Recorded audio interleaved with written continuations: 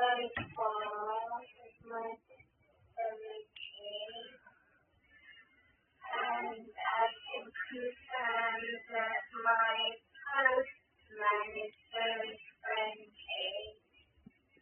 I just left the door open in the morning for an hour or so, and then he always says hello, do you have any post, and he takes post for me. And that means I don't have to leave the house at home. Now he does it for me.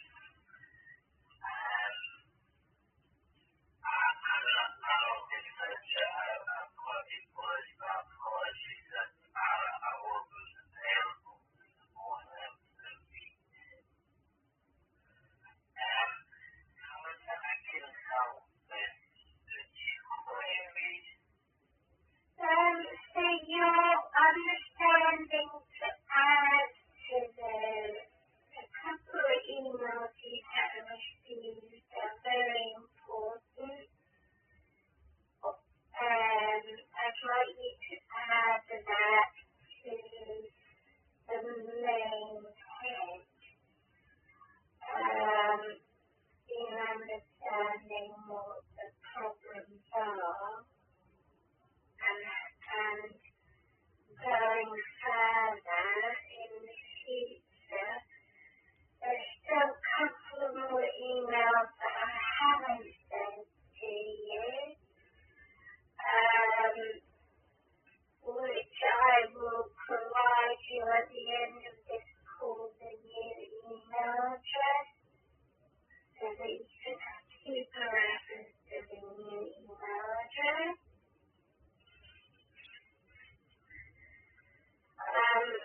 So you said every process the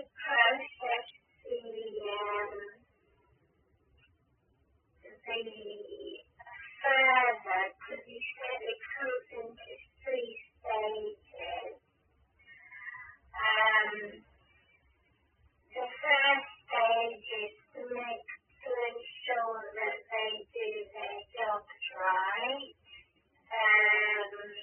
Choose your surveyor, and then you mentioned the second stage on to look at how they have harmed me. So that's the bundle for the future of how they've harmed me. So you've got a copy of that. And the third stage was that you were going to forward me to the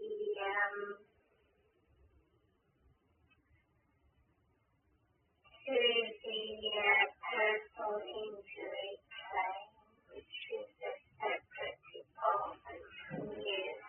Have you done that already, or are you still waiting for my new email address to do that?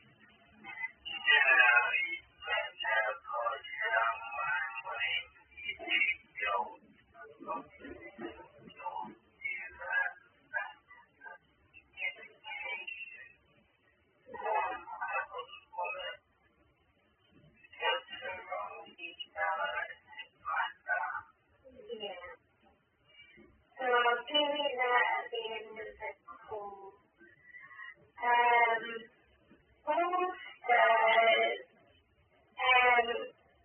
Jesus Christ, there was a lot as a Christian woman. It has caused me a lot of harm. If it wasn't for my faith,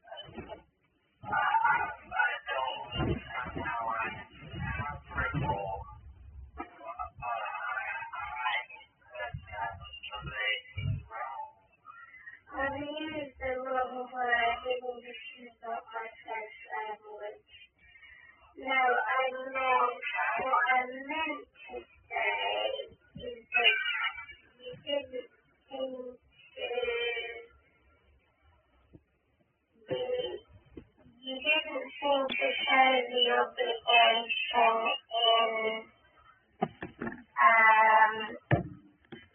being on my side because you said,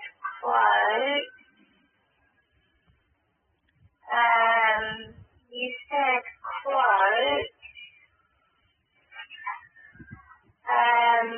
that my landlord is my beneficiary.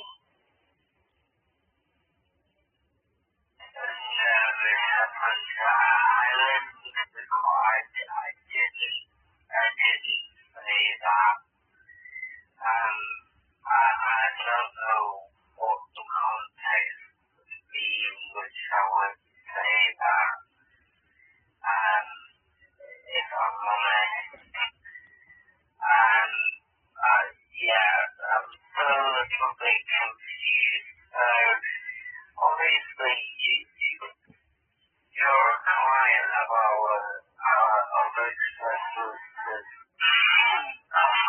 Of course, I believe what's going on.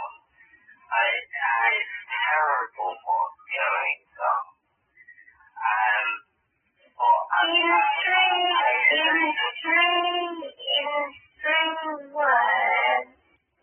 In three words,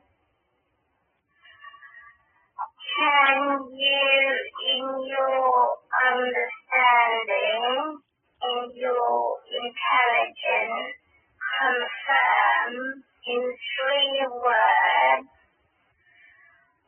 what, well, if not words, in three numbers, can you tell me what your understanding is, what the problem is?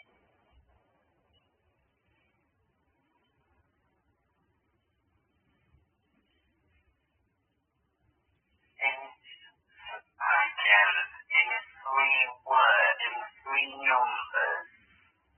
Yeah, so number one, problem number two, problem number three.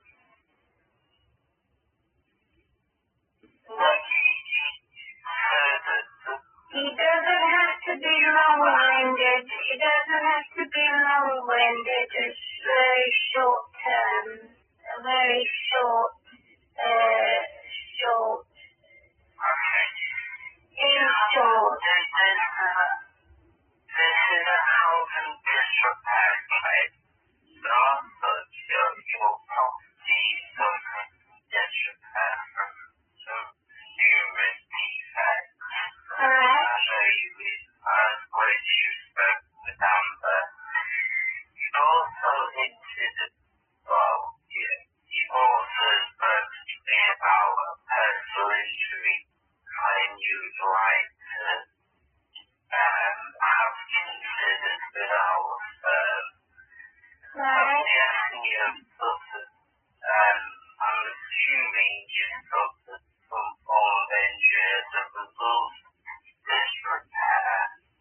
Right.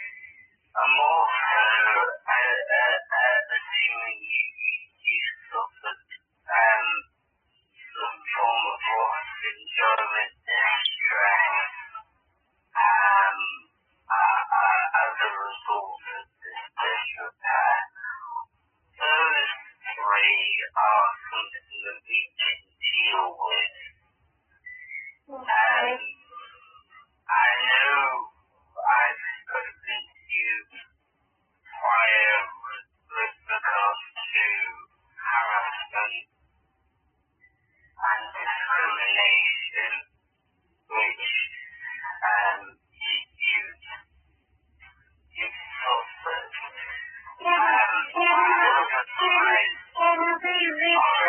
Can we replace the discrimination because you advised me that you can't deal with that particular field? But if you can't use discrimination, can you use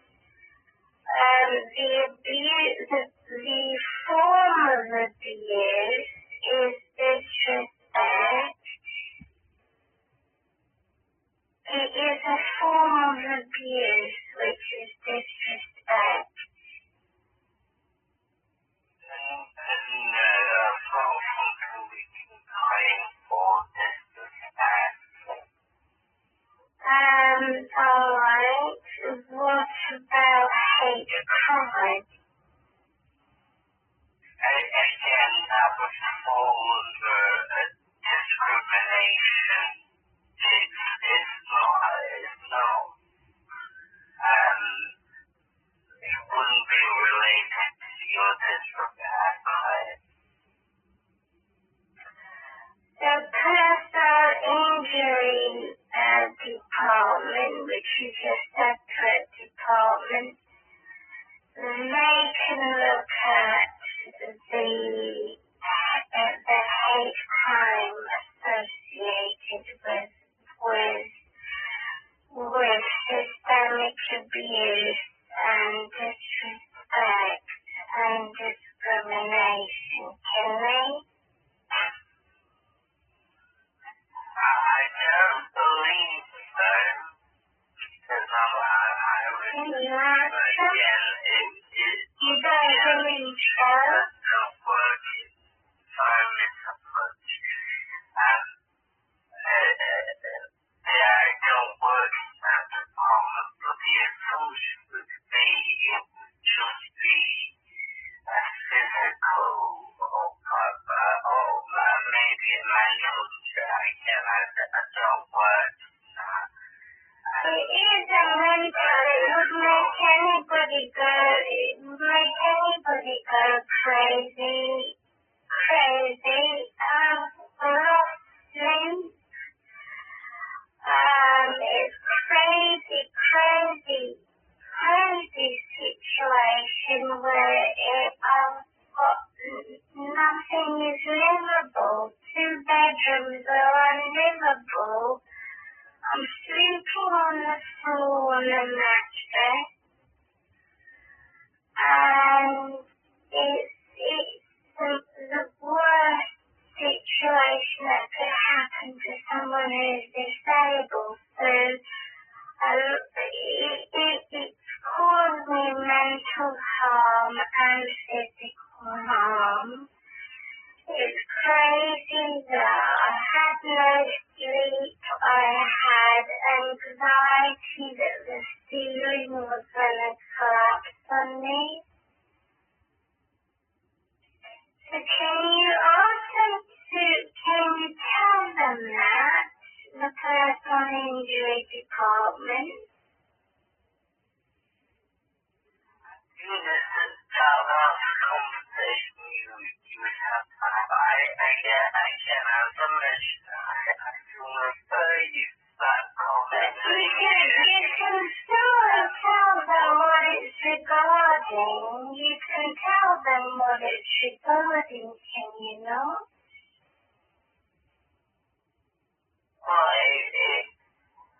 Well, what I would say is regarding stemming from this disrepair matter, it's for them to go through and speak with you and provide the details for that. So I'm happy to talk to the specific details to the personal injury people. Can you ask them to ring me so that I can go ahead and specifically speak to them about what's happened? Well, I'll be referring it to the new client team who will then get to a similar situation as to what you've done with the disrepair matter. So you have that conversation with the new client team. You then get passed through to get delegated to a file handler. Okay. File handler. That's how the process works. And your process. So can you highlight it specifically as being urgent? Because it's been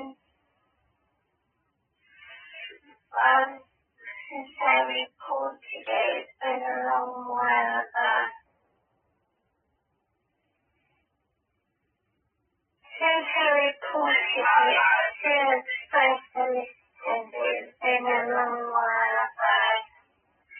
I was not aware of the fact that you were two separate departments, and now you've made me aware.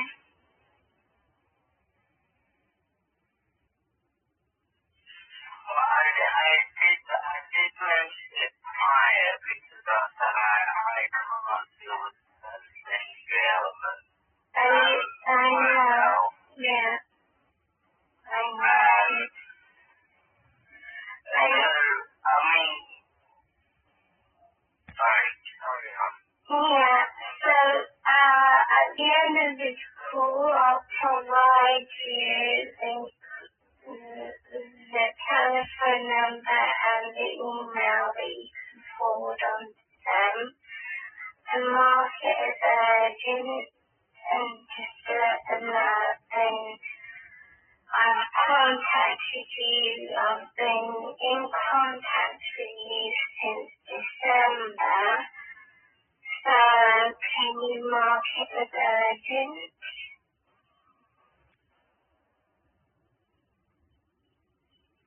It will be passed on to them. Again, I'm not sure how they prioritize work, and I can relay that. But again, I'm not sure how to do kind of teach how it works, and it's out my knowledge, but I will relay that.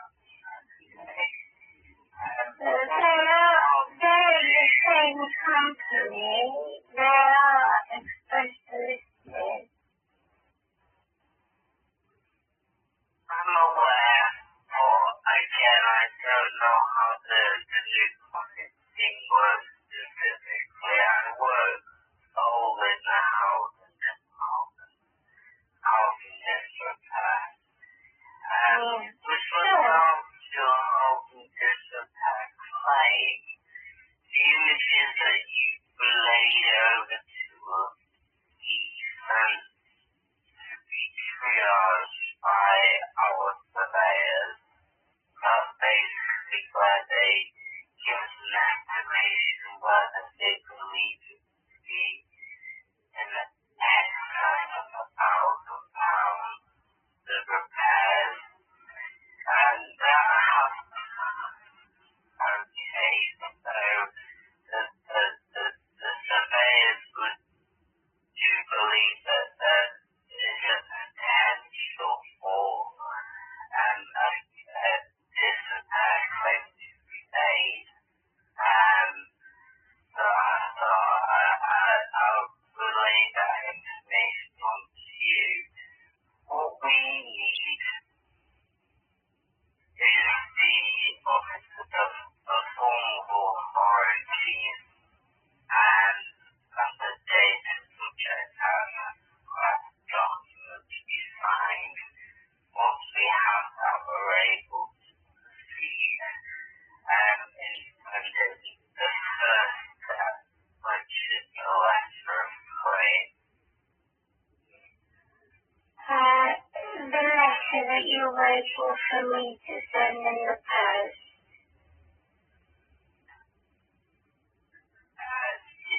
Yes, the formal authority.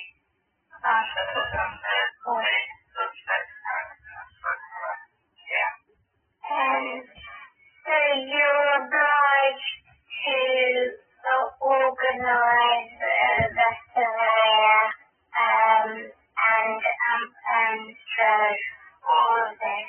Well, as a previous mentioned, the surveyor was looking to instruct the surveyor once we've had disclosure from your landlord. Okay. Yeah. I then once I've reviewed the disclosure, which is a part of comes after the letter of claim. Yeah. I will then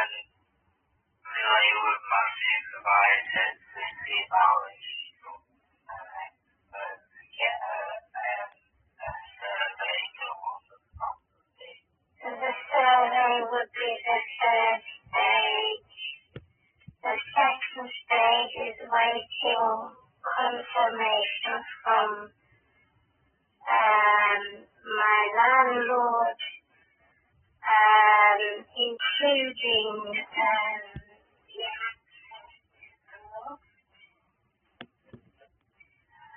for the surveyor to have access to the loft.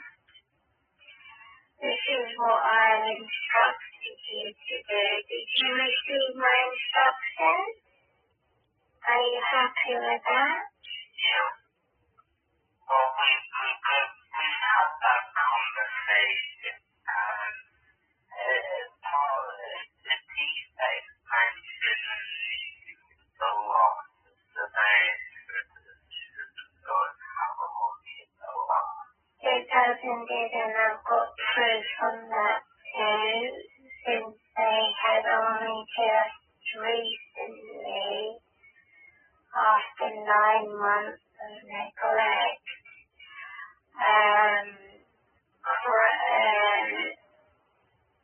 corrected the problem of the puddles in the loft. There were 2 puddles.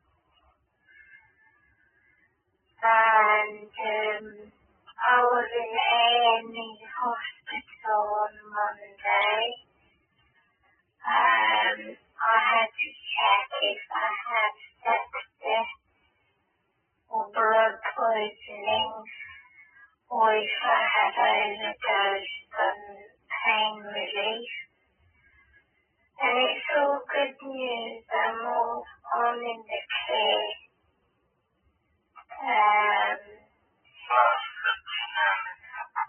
As I have been very ill, thank you for your sympathy. I have been very ill as a result of the mold and rot in that shower, which caused me a brush. Are you aware of that?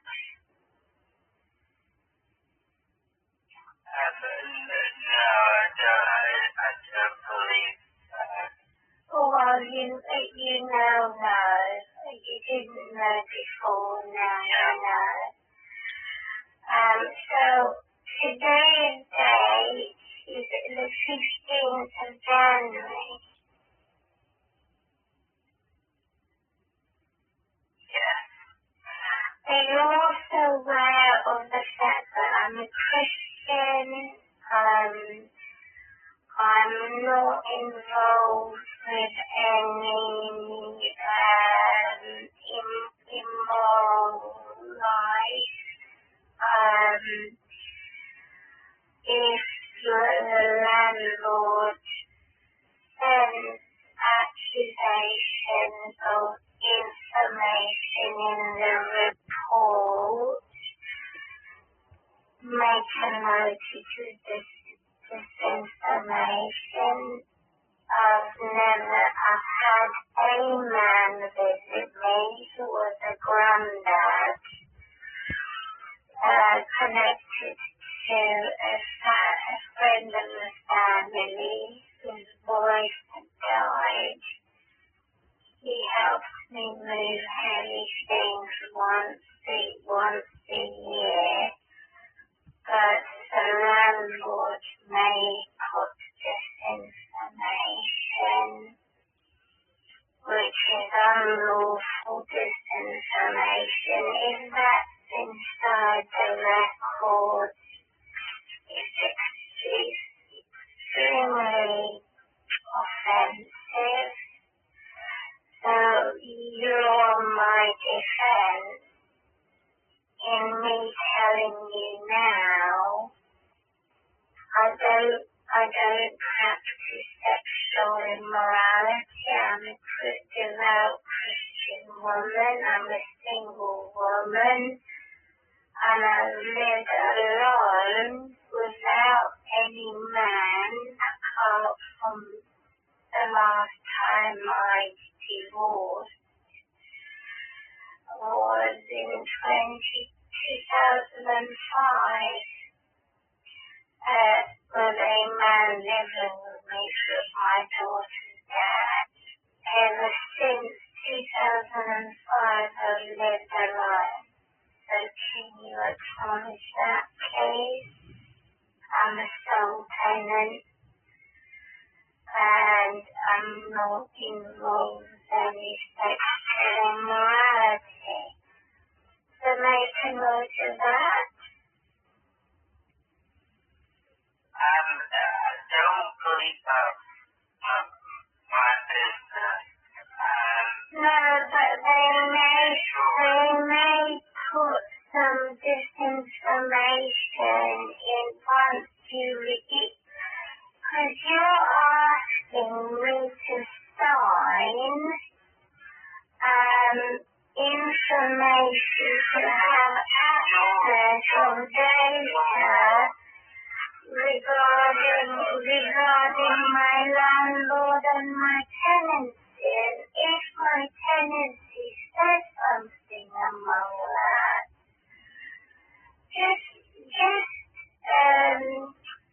you're there for my defense. So your obligation is to know that I'm a sole tenant here and I don't have anyone else living with me. Sorry. Your religious beliefs or beliefs are no business. No, it's not just my belief. You need to stop misunderstanding me. It's my actual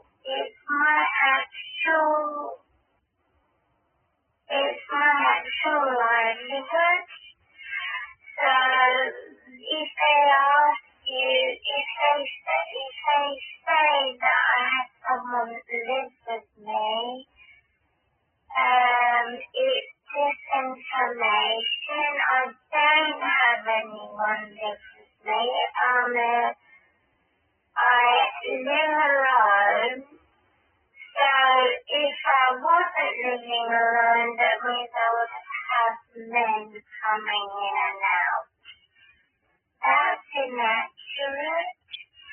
So I wanted to bring it to your attention that I don't have anyone live with me. I'm a sole tenant. It's not religious. It wouldn't develop into your past life. No, but they may accuse me wrongly and say that I have someone to help me, but actually I don't have anyone helping me. I'm totally on my own. I don't have any family. My auntie died last year, and my nearest relatives live in Cambridge. So I don't have relatives to help me either, that are near me. So can you please put that in your conscience, put that in your mind somewhere here.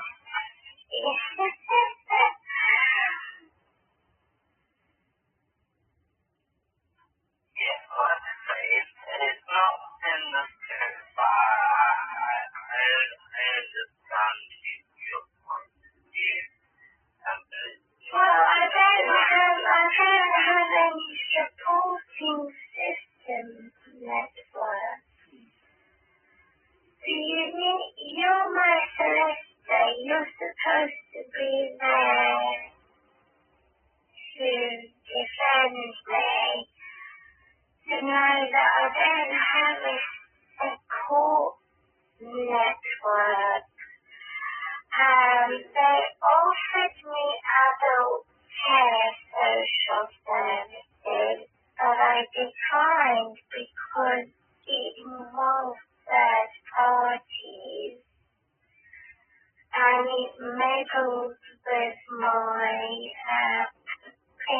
independent.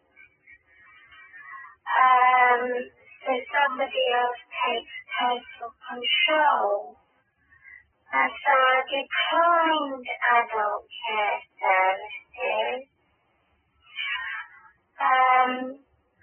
But that's why I said, however, that my nearest relative is in Cambridge, which is very far away. I don't have any support system. So I need you to take that on board and have a clear understanding of what I've just briefly explained to you. And my ex-husband has passed away in 2012.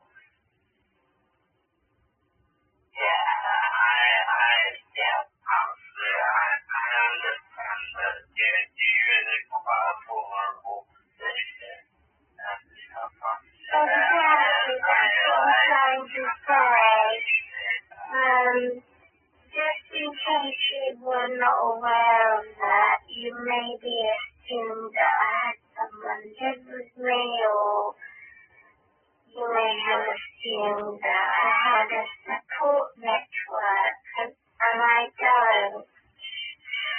So also what I wanted to tell you, my concerns, what I've been recently horrified about, is that they've used my social media unlawfully to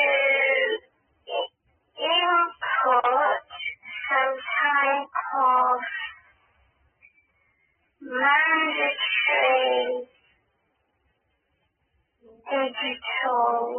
digital ID connected to everything. My landlord, hospitals, police, have they locked it all up, which is wrong. And they've put it all into one identification without my permission. I never gave social media to use my social platform as my identification. Everything in one thing. So it's wrong, and it's criminal because it's against the law. I have not given anyone the consent to have mandatory digital ID. And so that's all they've done to my social media, so I brought that to your attention also, which includes my landlord.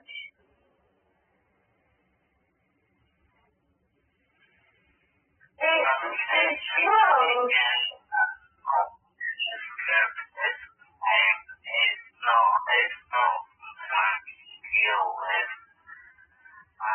No, but you need to be aware of the fact that I'm a victim of fraud online. I'm a victim of fraud online. Sorry, Miss Upwood, I need some this. I appreciate what you're saying. Someone said that I'm looking for you. Now, within the term, claim. I know that. I cannot claim. I know you can't claim for that. I know it's not scope for my claim and compensation. But I just need you to be aware of the fact that I'm having additional trouble, which has nothing to do with me, and it's nothing to do with you either.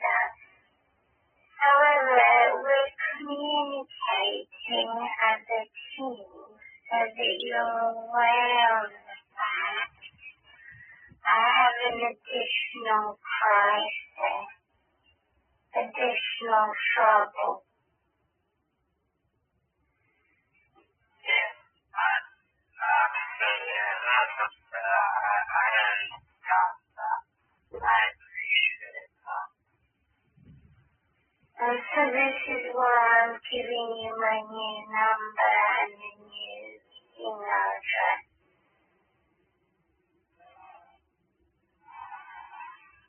Okay, don't worry.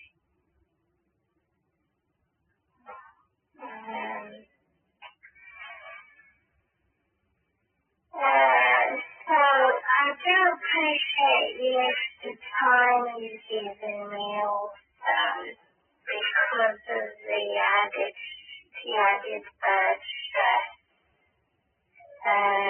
in connection to all of this. So just to go back on my word and your word of the three things or the three problems you've said,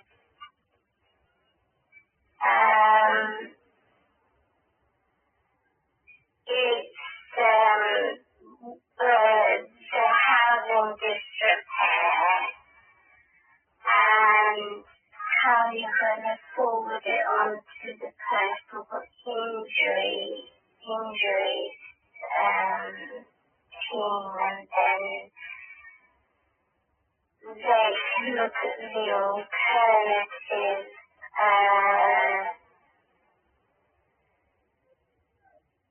three problems that my landlord has caused me, which is not in your scope. And what else I wanted to mention?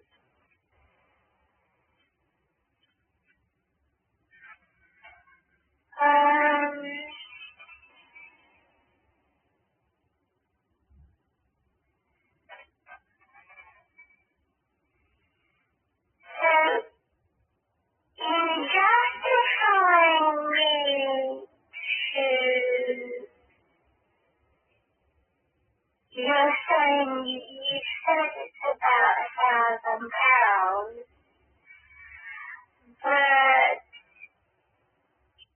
in justifying, I didn't say that. I said basically the surveyor has given that, whether they believe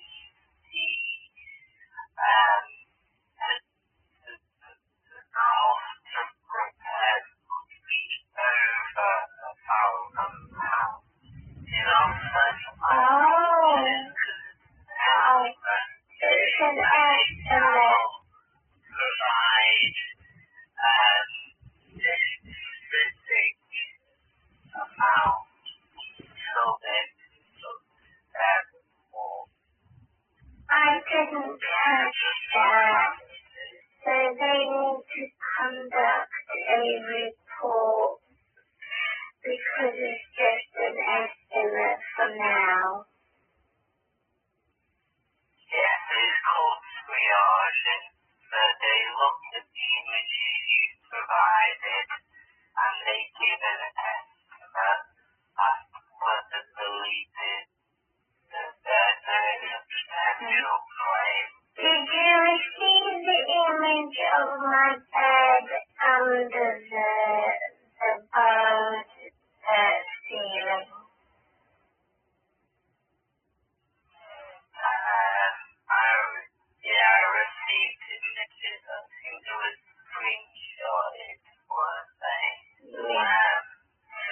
There's two bedrooms.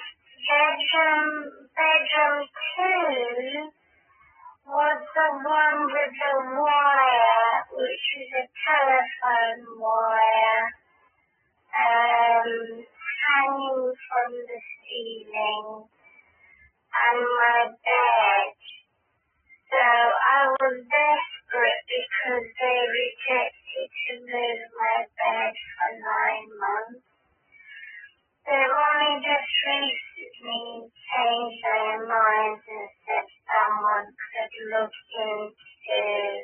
because I complained, I did a conference call, and they said they're going to find someone to do it for me for free of charge, because my bed is mattress is on the floor. They rejected the bed, but now they're changing their minds because of the complaint I've made in place, protesting. But there should be a picture with wires, telephone wires, hanging I managed to hang it up because I didn't want them to get damaged in the flood from the floor, and they hung up on what was a light where you put your light bulb in, the wire where you put the light bulb in. And so they were hung up there, the telephone wires, and you can see the stain and the bird ceiling with my bed underneath it. With the animal cage next to it. Can you see the animal cage and the bed?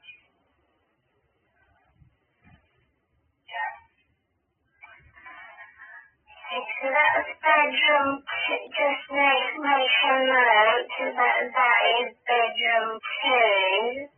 And it's very cluttered and boxes on top of each other because the ambulance service helped me move things from bedroom 1 to empty bedroom 1 and fill bedroom 2 in order for them to fix.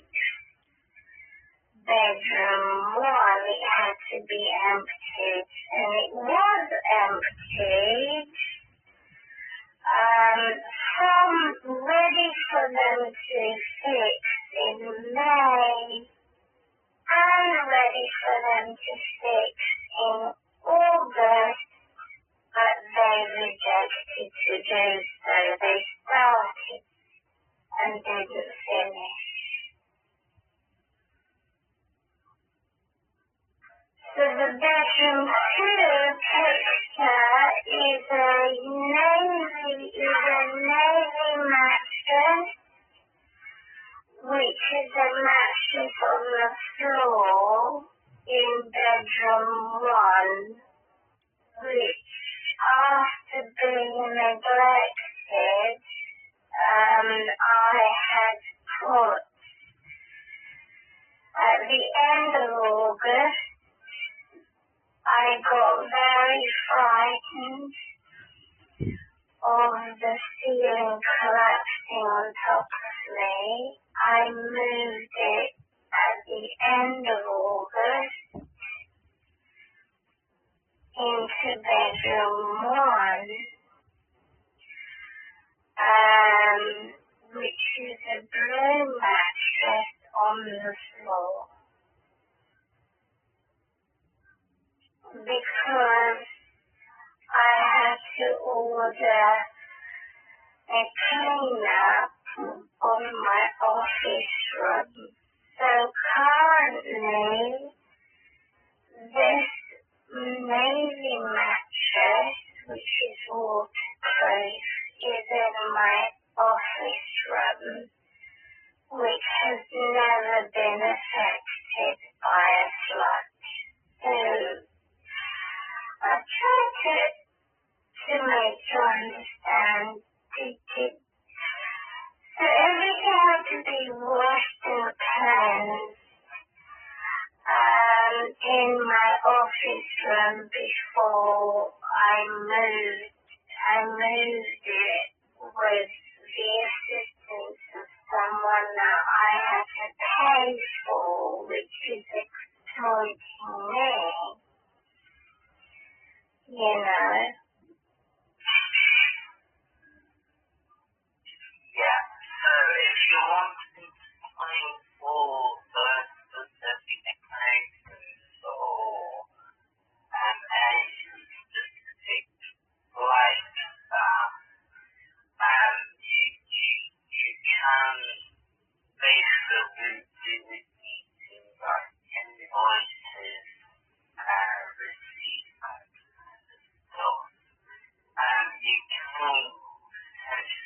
into sexual damages.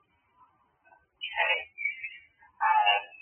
The things like specifically, for example, if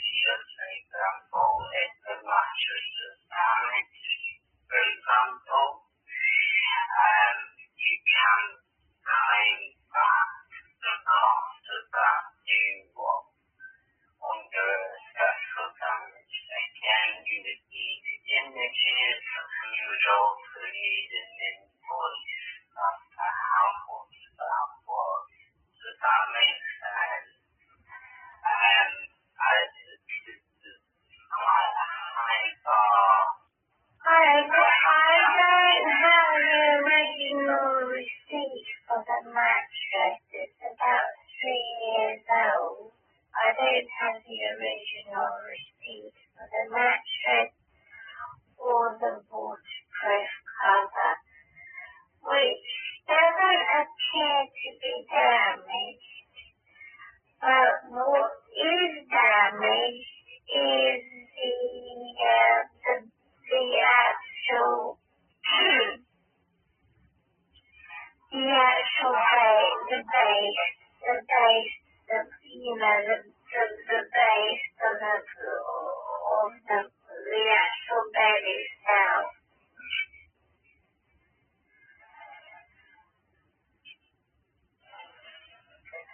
I can send you the pictures of the base being damaged, because the water kept gushing out and I had to move the mattress. My animals also died. Did you receive pictures of my animals and how they died?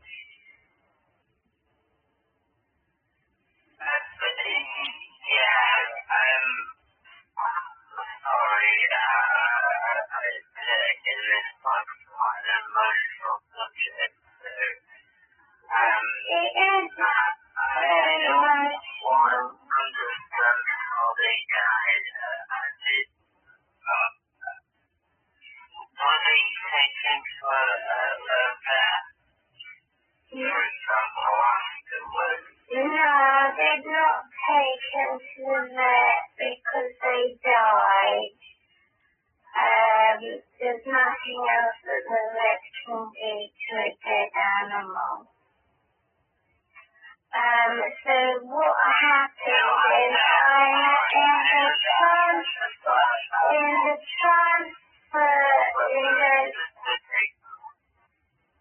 in transferring the bird, she was then running around on the floor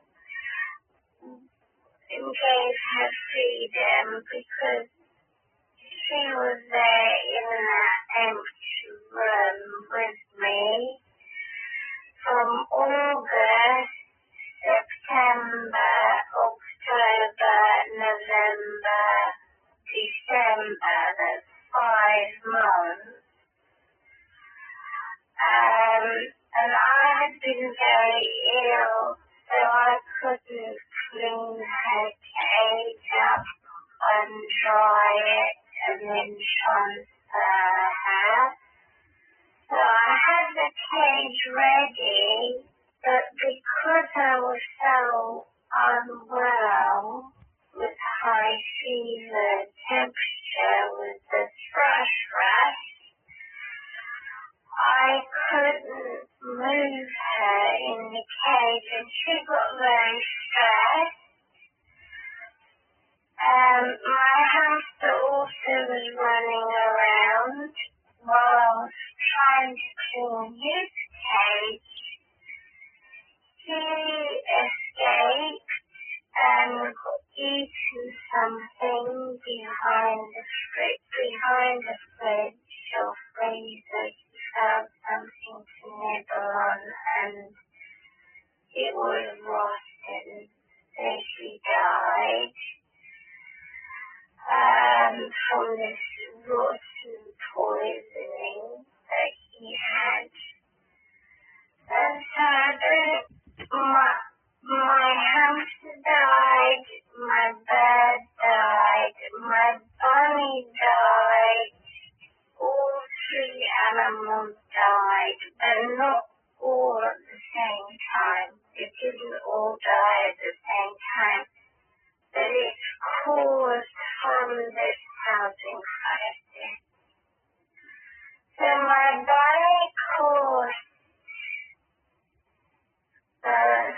£35.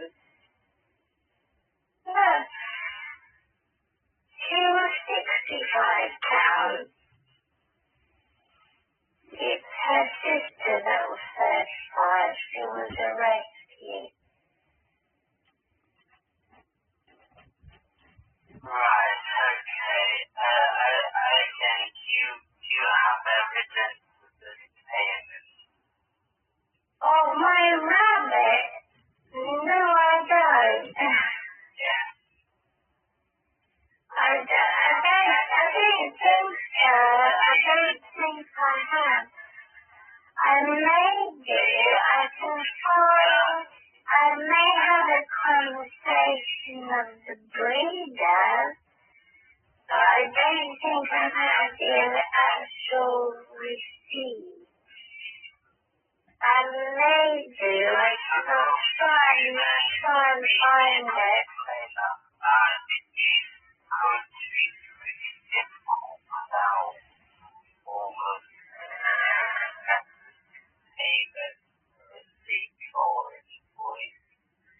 I've got a video of talking to the breeder, but that may include the price.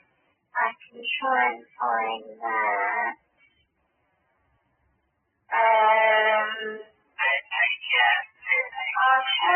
I'm trying to look for it, but as for my hamster, I do have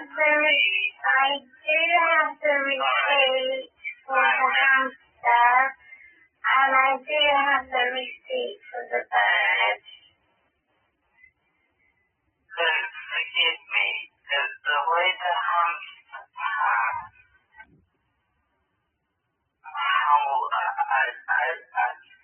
again, apologies, I don't understand how that was affected as a part of the housing issue. I had to clean his cage because his cage was wet. Do you understand now?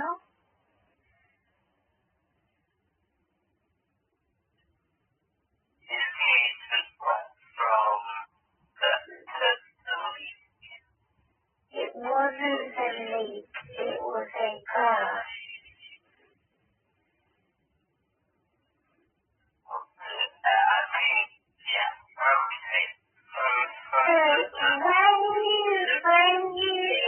When you visualize the sloth gushing out from the ceiling, do you imagine it to be like little drip drops, or do you see it as a gushing of water, like a waterfall? How do you see it in your mind? I don't visualize this. I want you to visualize it. Yes, so don't off the rail. I need you to visualize it. It's not drip drops. It's actual water dashing in a large area of my ceiling. It's very serious. They came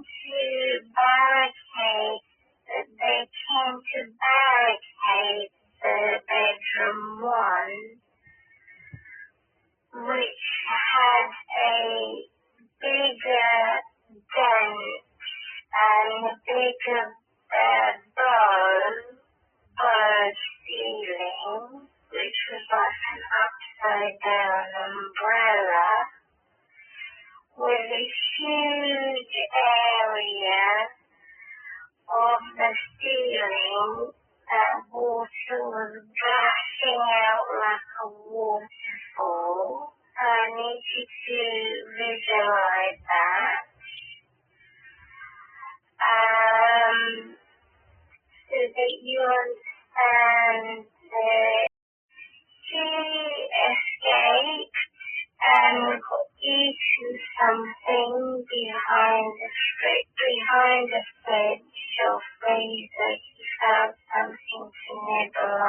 and it was rotten. Then she died from this rotten poisoning that he had. And sadly, my hamster died, my bird died, my bunny died. All three animals died, but not all at the same time. They didn't all die at the same time. But it's caused from this housing crisis. So my bunny cost £35. No, she was £65.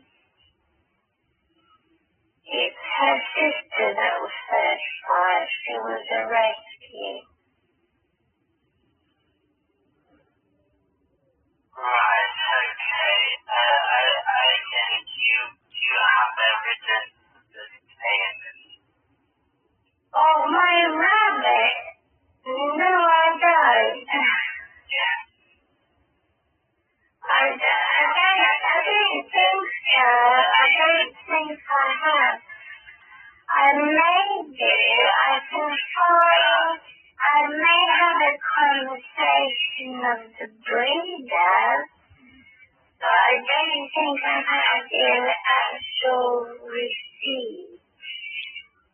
I may do. I'll try and find it.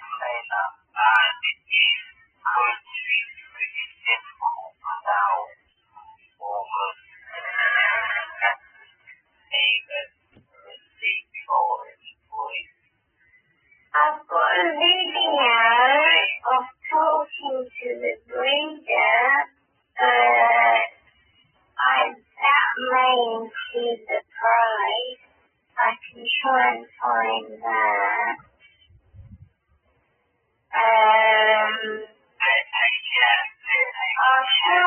I'm trying to look for it. But as for my hamster, I do have the receipt for the hamster, and I do have the receipt for the bird. Forgive me, the way the hamster passed,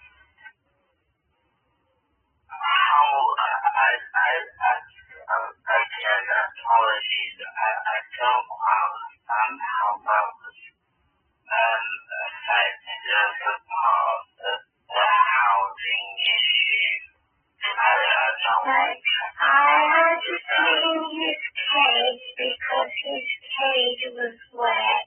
Do you understand now?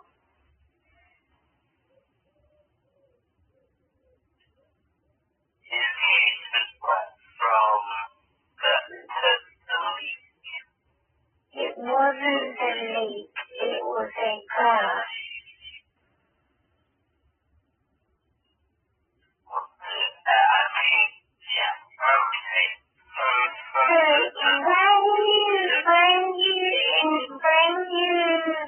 Visualize the sloth gushing out from the ceiling, do you imagine it to be like little drip drops, or do you see it as a gushing of water, like a waterfall? How do you see it in your mind? I don't visualize this. I want you to visualize this. Yes, the very bottom rail, I need you to visualize it. It's not drip drops. It's actual water dashing in a large area of my ceiling. It's very serious. They came to barricade the bedroom one which had a bigger dent and a bigger bird ceiling, which was like an upside down umbrella, with a huge area of the ceiling that water was gushing out like a waterfall. I need you to visualize that. So that you understand the intense problem and the intense pain that's caused.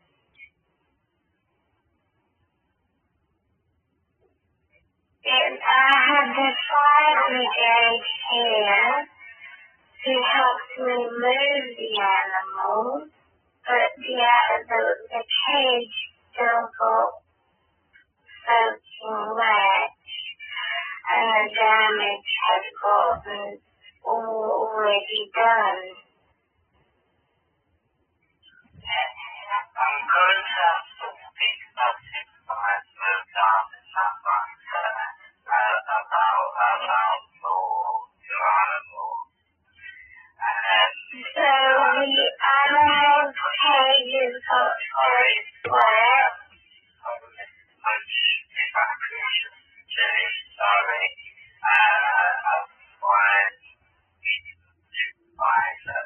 So why do you need to speak to your supervisor? What is your understanding about what I've just clarified? It's not the understanding, it's whether the Are you so confused? I'm disappointed. It's just whether You're waffling. I'm not happy at all.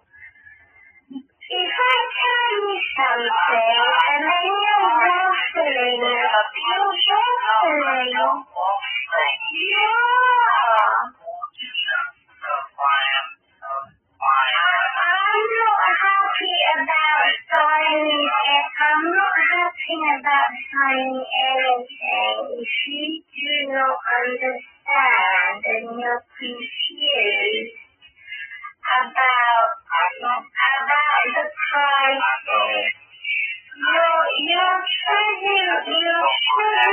you're trivializing the pricing by saying it's like a ritual.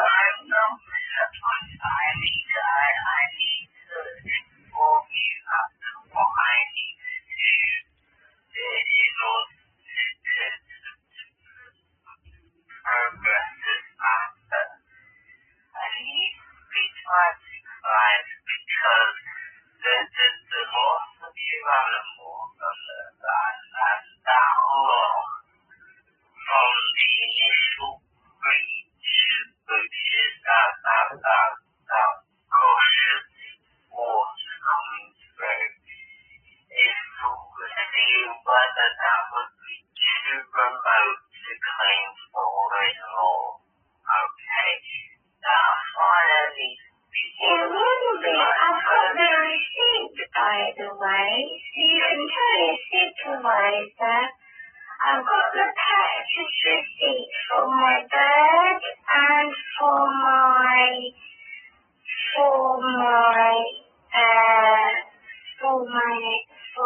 bird and for my hamster, but I don't have the receipt for the rabbit. I'll try and get it. I'll try and find it in the old file. That shouldn't be a problem. But if I can't find it, I don't think it's fair that you say you and your supervisor will conclude it's a remote problem. It's not a remote problem. It's all interlinked with a crisis, which should be taken very seriously indeed.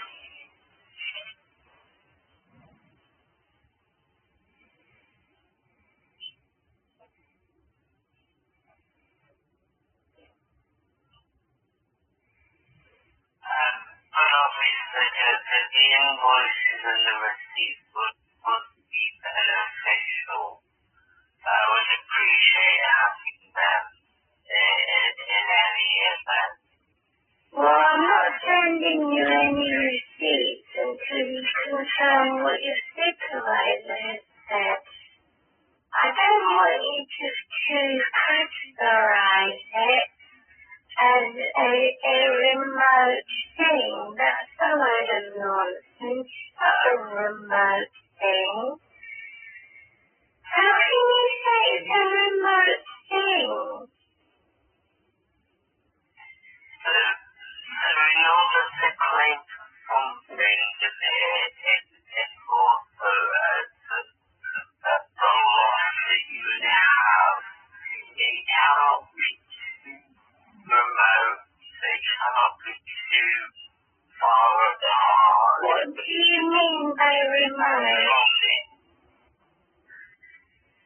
So there has to be an intrinsic link between the initial breach. So in this case, that would be the disrepair. I don't have any written confirmation from the fire brigade which said that there were five men involved in stopping the water gushing out from the ceiling. I have no written I did request it from the fire brigade, but they gave me nothing. I have absolutely nothing. I can get back to the fire brigade and request it again. So I can try and do that today, if it's not too late after speaking to you, and see if I can get a physical report how they have helped me, 5 men, move the animal cages out of the danger zone where the water was going into their cages, the bird and my bunny. And because of my disability, I was too slow, unfortunately, to clean and dry everything. And I was in addition to being crippled, I was too unwell with the sloth, which is, I still have it, but I'm getting better, thank God. But it's very, very painful thing to have.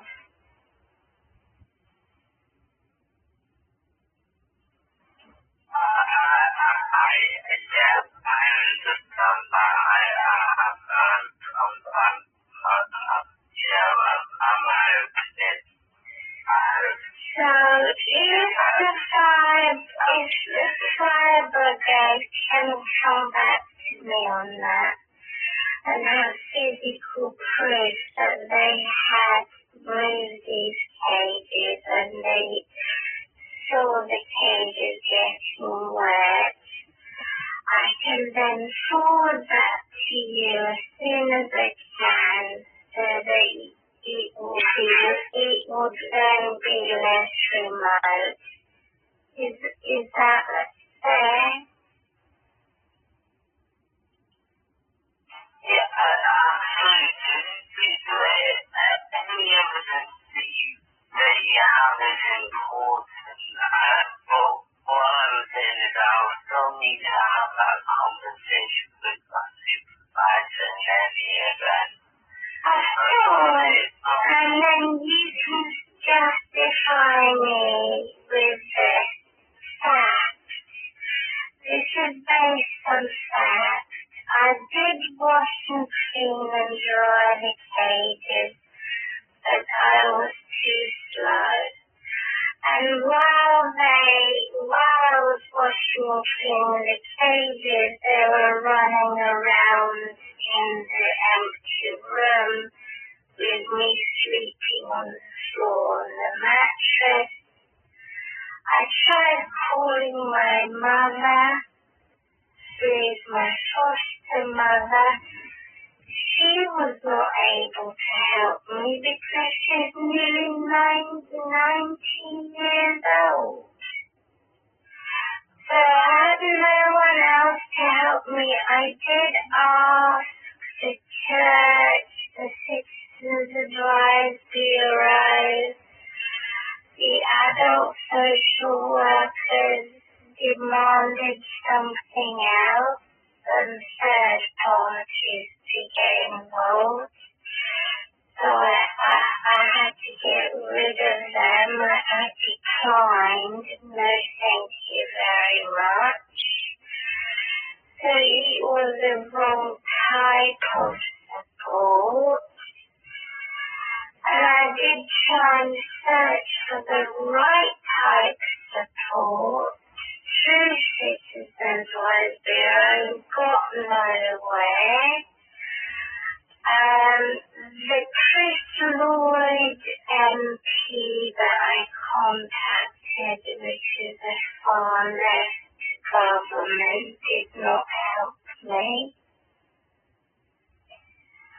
It only made matters worse because of him telling me to send a bulk of emails to Citizens Advice Bureau. And then they told me I shouldn't have sent any bulk to them. So it was a contradiction, and I was punished for it by the Citizens Advice Bureau's manager, who said I sent too many emails, which is totally unfair, since I was instructed by Chris Lloyd to do that. Anyway, I got nowhere with Citizens Advice Bureau and with Chris Lloyd. There was no one to help me. I'm totally on my own. I had to pay someone else to move my mattress and move my furniture. In total, I spent £600 in this housing crisis for a separate professional company to help me. This is exploiting me, since no one actually helped me. They said they would help, and then they changed their minds, which was my landlord. One minute they said, we'll help you move the bed, and we'll help you all of this with it. And then the next minute they would change their minds, and everything that they agreed on would then end up with a disagreement. So it was an enormous amount of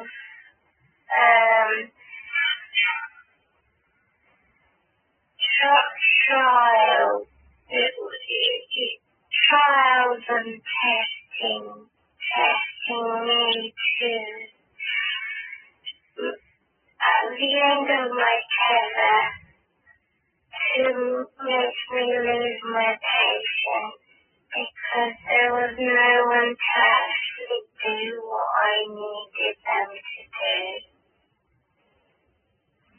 There's something completely please. Do you have other these people? I do. I do. His name is Al. Yes, I do. His name is Al. And he is a DIY worker. He's away on holiday at the moment. I tried contacting him and there was no response. I think he's away on holiday because it's too close to the New Year. I said I'll try and ring him at the end of the month. So Al in DIY workers, he's got all these receipts that he can forward me in. And then I can forward that on to you.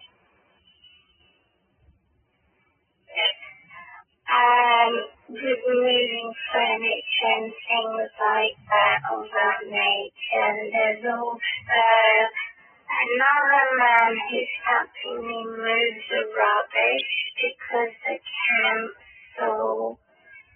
district council, which is Three Rivers, had rejected the free assisted rubbish collection services in the year 2020, which is a breaking of the public, contacted the public law solicitor,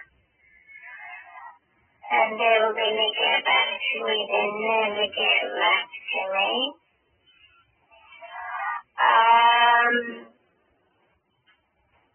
Because it is breaking the law for public law and being demonized or dehumanized. Other disabled people get this free of charge,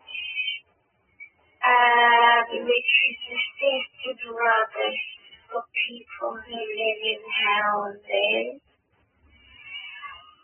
However, since I'm a single person, sole tenant, living in a flat, they have a different policy which disallows or doesn't permit the free services. So I have to pay £200 a month, approximately. And I do have I can get those receipts from my bank. Paying that out, it's a lot of money that I'm being exploited. But can I include that too? How my disability money is being wasted on private bin men because they refuse to do it.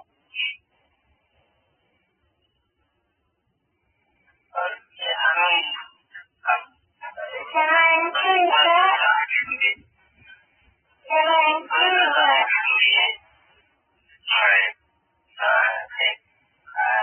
Yeah, so whether that is the inclusive proposition that is able to speak, okay, whether we can include it special damage, obviously you said this for me, because of this, then yeah, potentially, obviously there have, as I mentioned, there have to be some evidence to reinforce that. Well, yes, but even if you can categorize that as a special damage because he did help me clear all some rubbish since drive home didn't do it. I did it. Yes, I paid privately, and it's all gobbled up from my benefit money, which is disgusting. And it's very, very, very painful for me and emotional for me because so far 9 months I'm not justified. I have not been justified in any way.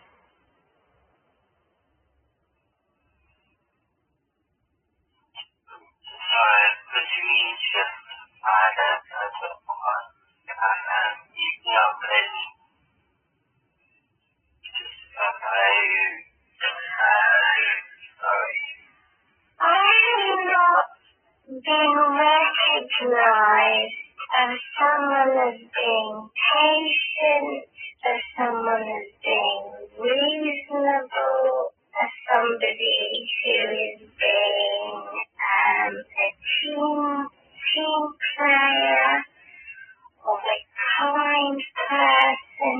Instead, they have abused my trust and exploited me.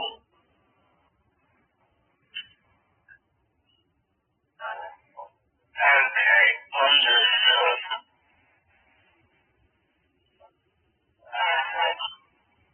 Okay, so I think we need to see what I'm moving forward here. So I'm going to come to obviously unrelated just like I've mentioned. And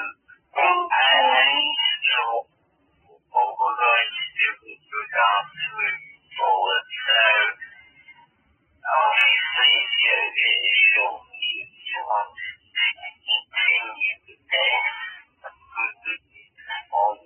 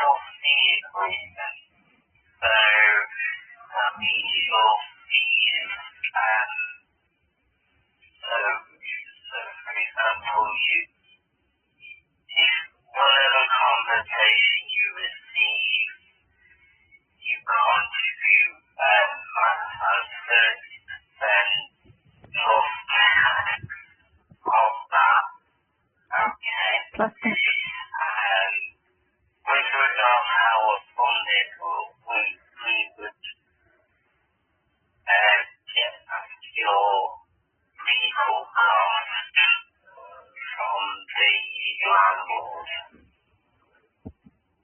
from the defendant. Okay. Oh, so that's what you meant by defendant then.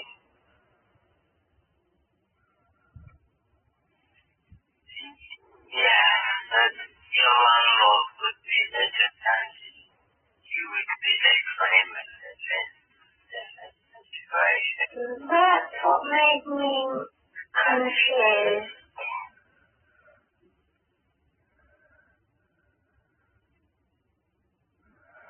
Right, okay. I'm glad it's cleared up now. Yeah, the landlord in this case. The only two times you would ever be liable for the fees, okay. The first one would be non-cooperation. So, if,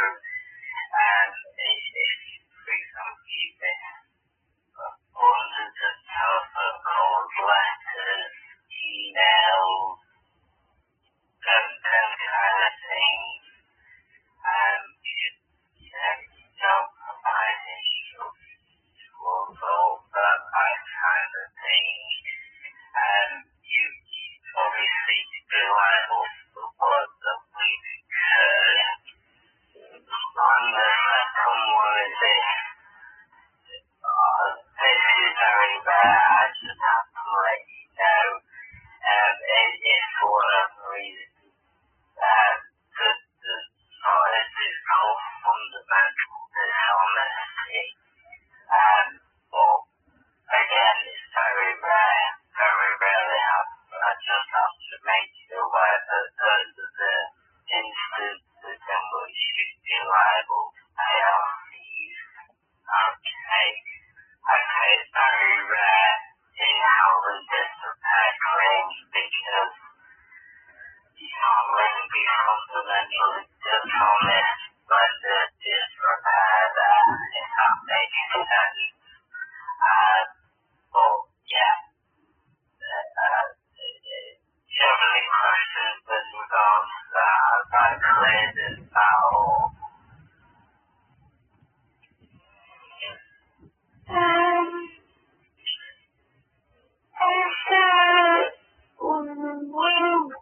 In what instance would you ask for legal aid?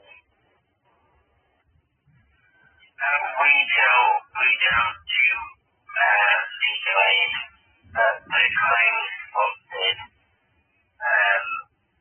on a conditional fee agreement. Legal aid is pretty, there's little legal aid out there for civil claims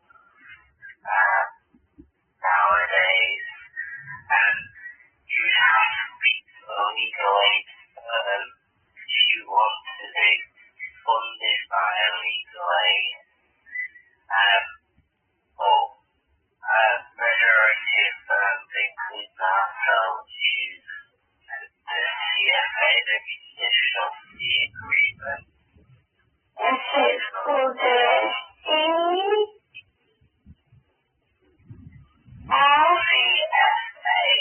It is what? Is it CF? The S or Fox? Yeah, Fox. Yeah. C for Charlie, F for Fox, A for Alpha.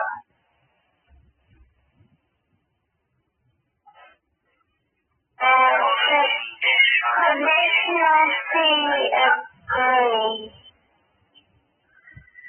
agreement. Yeah.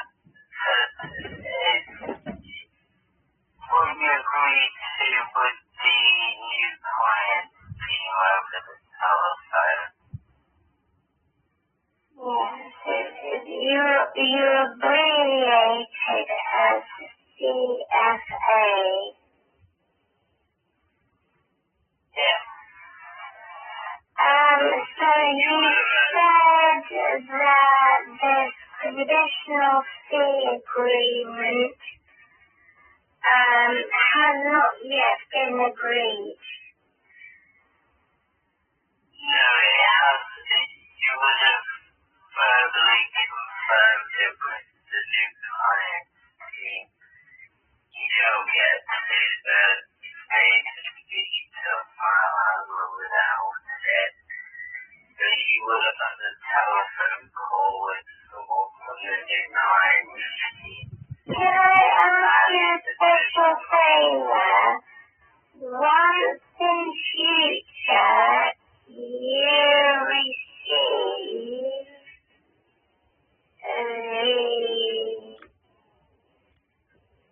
the letter from my landlord with all the details of how much my rent costs monthly and weekly, it should be stated in the letter. Can you send me a physical printout copy in the post of that, please? Copy of that. And then your rent, sorry.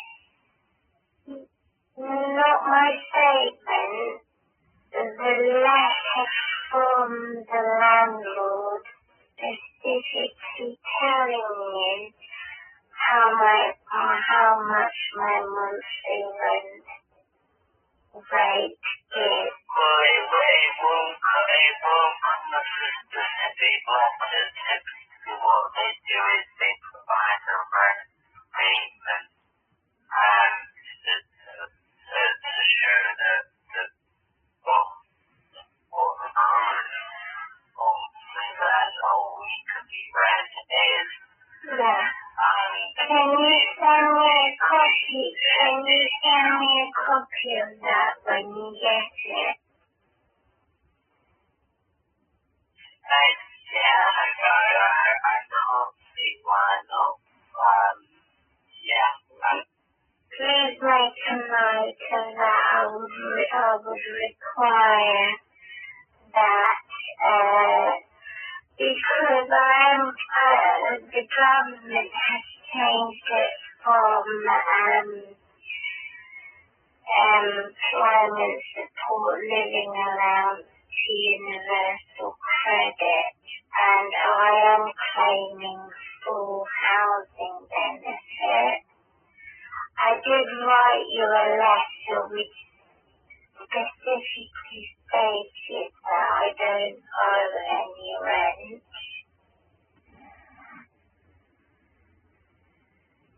Okay, let's say we'll have that page yet that will come during disclosure, but yeah, I'll make you know of that at some point. Do you have any questions with regards again with the CSA or how it's funded? I would like a physical copy of the disclosure sent to me in the post. Again, we don't have that disclosure yet. I know, but when you get it in the future, can you please send me a copy of it in the post? I'll make it know. I appreciate that because I was going to have to go through it myself and see. I need to see what you can see. Yeah, that's fine. So, as far as you're aware, I'm not a dishonest person. I'm not going to be fined for that. and you said non-compliance, I'm not cooperative. If you write to me and I don't respond. Multiple occasions. It's not just the one occasion. So if we're trying to get instructions on it, if we're trying to get in contact,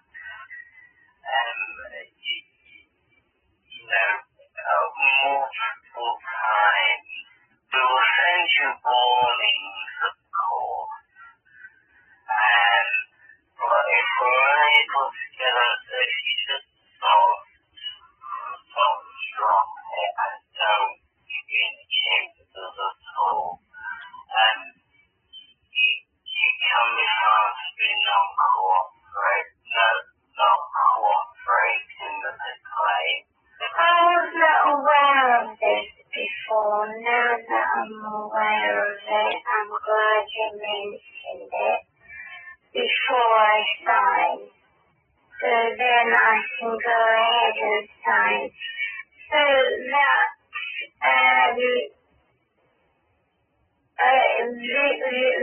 the fact of what I've spoken to you, what needs to be done in the future, to also highlight when you speak to your supervisor that this housing crisis has caused me to be exploited, financially exploited, and financially bullied.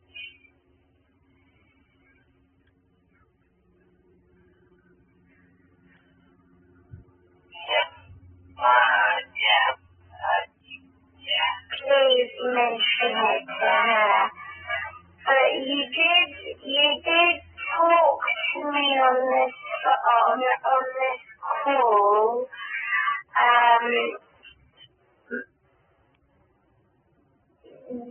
giving me somewhat of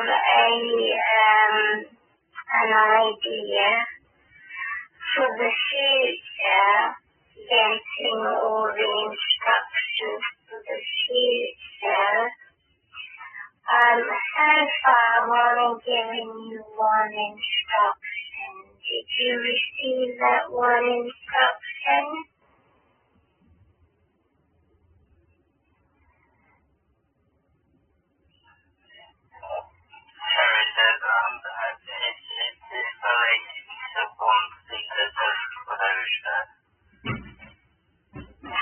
No, it's relating my main case, the head of my case, but the main matter of my case for the disrepair. I sent you instructions. I can't open it at the moment because it's uninstalled. Let me see. Maybe I'll be able to. It does clearly say in the title, instructions to my solicitor. Did you get that? Oh, an email, sorry. Yeah. Email. The process of this call.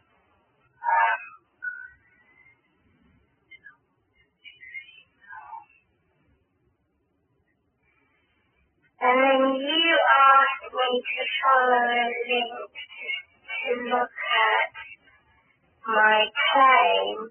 I haven't done that yet. Is that the same? Is that the same as the paper? That's it. Yeah, that's the electronic way of finding the away. I haven't followed it because I had a problem with that, with this phone. But it's almost, it has a special worker police lock on it, so it's security check.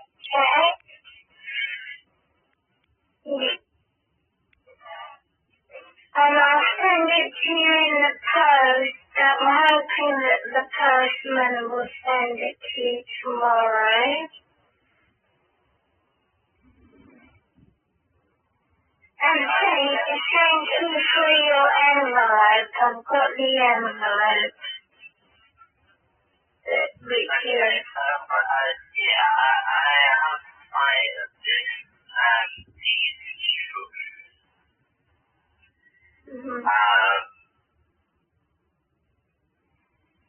Obviously, you mentioned there's a lot more alternatives, however relate to the defect. And human habitation. That's something that's included in the scope of this claim. Data protection is not something that's included. Again, we've gone over the personal injury element. Again,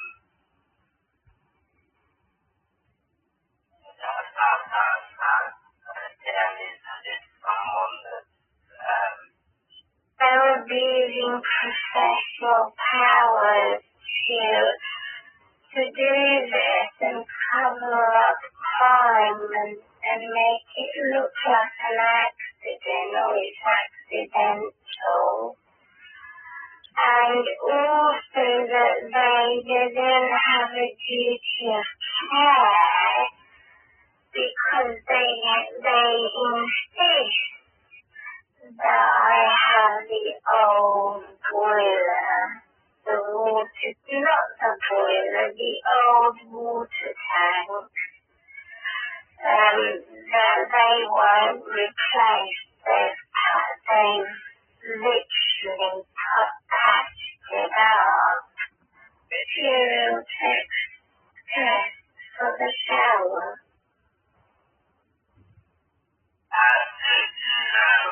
I don't believe so. So what's the point of me using you when you can't help me? You can't help me at all. And you're going to take 30% out of my money if I get rid of a reward. You don't want people to claim that that's a different compensation. But I can only that is the same. It's the same conversation. I'm talking to you in this conversation to make my mind up whether I keep our case opened or do I close it down. If you can convince me that your experts can provide me a bacterial test for my shower to why I got ill in the first place during a rot and mold infestation in my shower. Also to provide support in the fact that I have. So is your expert reports? I'm not too sure of that.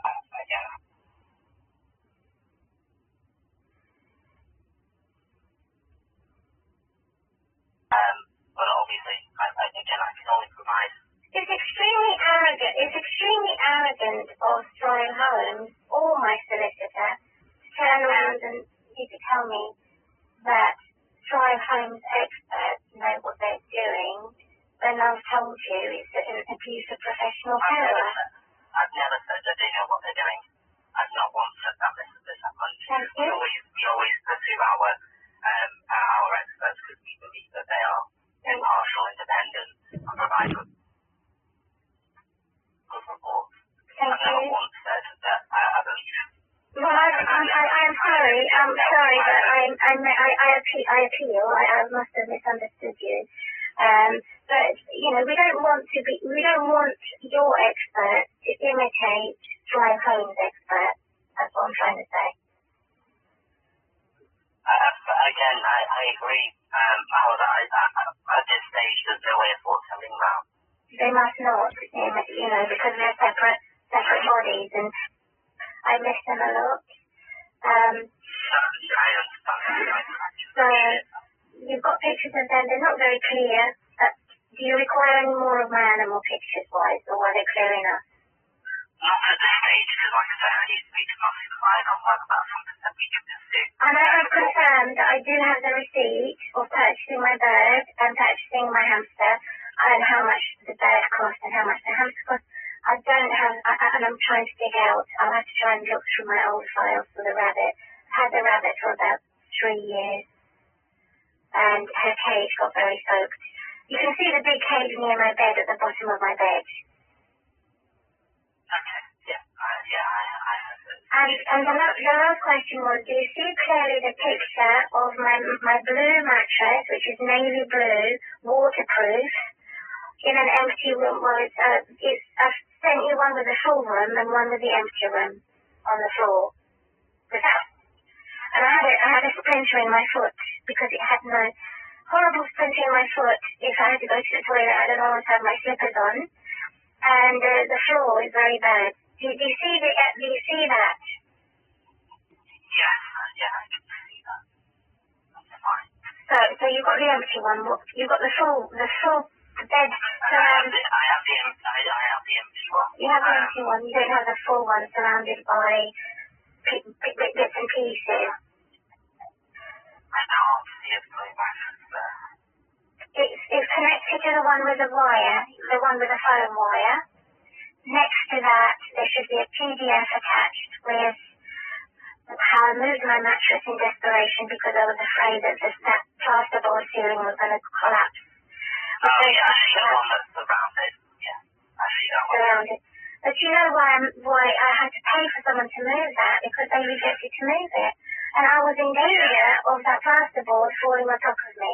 How about bedroom number 1 with barrage? Not barrage, what do you call those orange barricades? Do you see the orange barricades? Yeah. Yeah, these images are all past triage, so... Good. Well, I'm glad you received them. So the point of having that there was to stop the ceiling collapsing. They repaired this to make your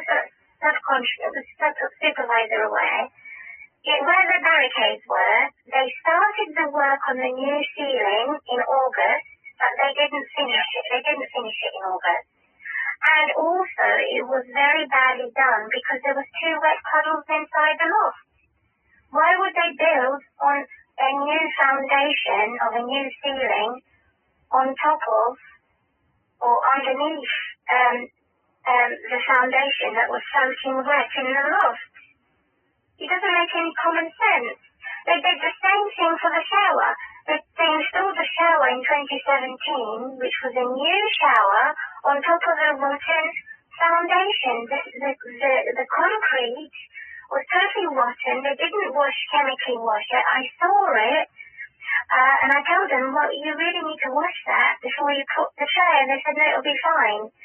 And I was terrified because I was in too much physical pain, hopping on one leg.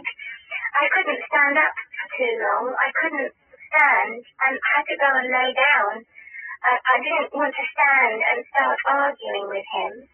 But he placed the tray of the shower cubicle, brand new, on an old foundation that was never properly chemically washed and cleaned, and which contaminated the entire cubicle.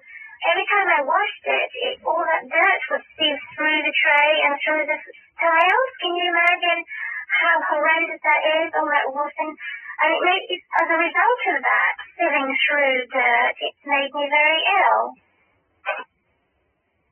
Yeah, so I completely understand.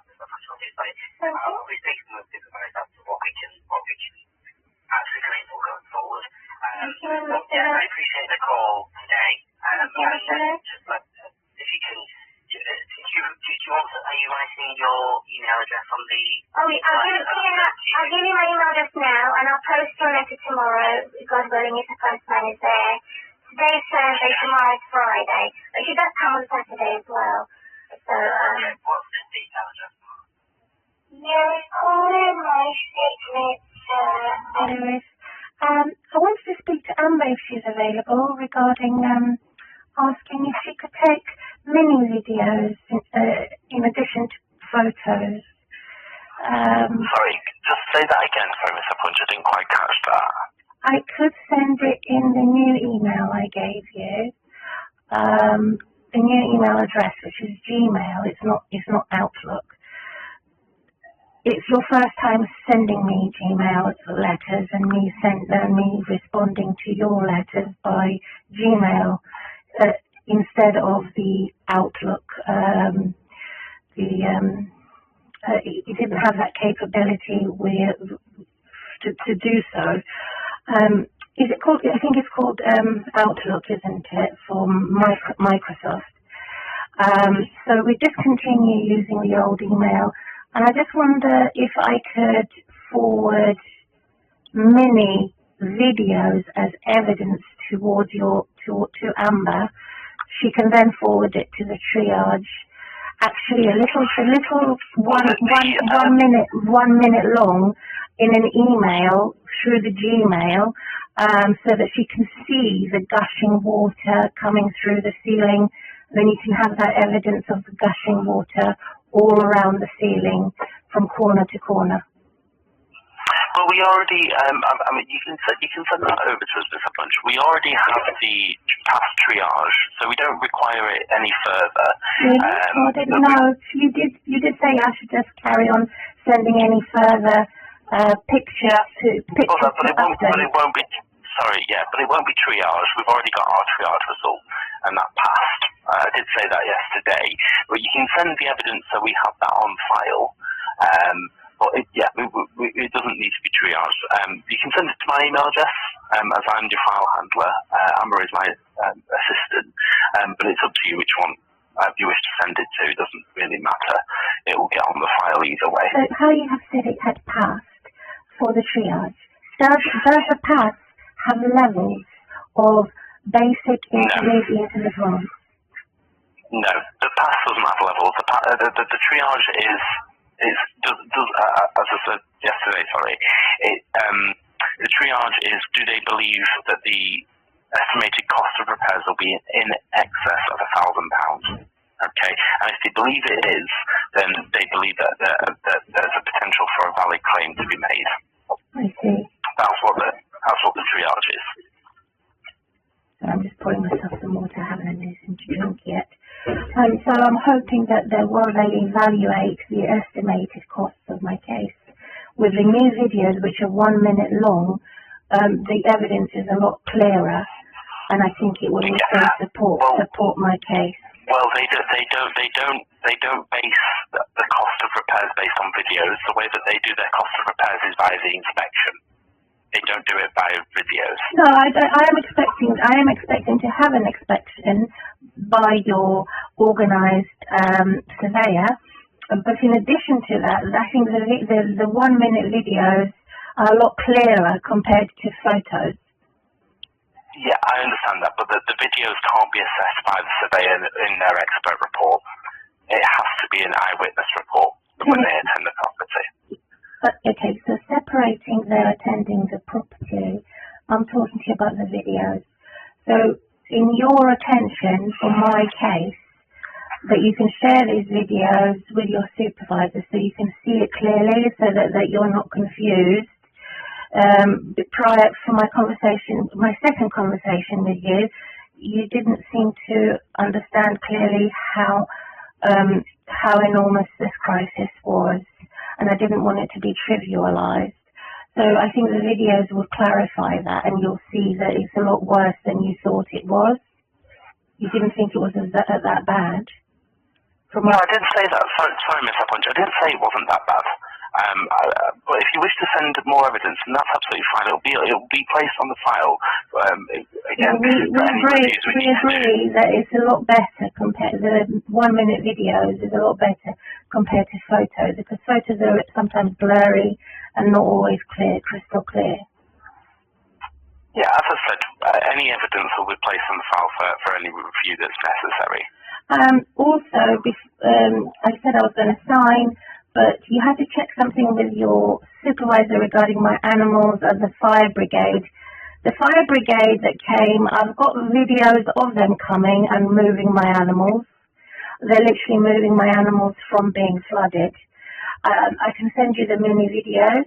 I can also request that they send me a letter or report of that.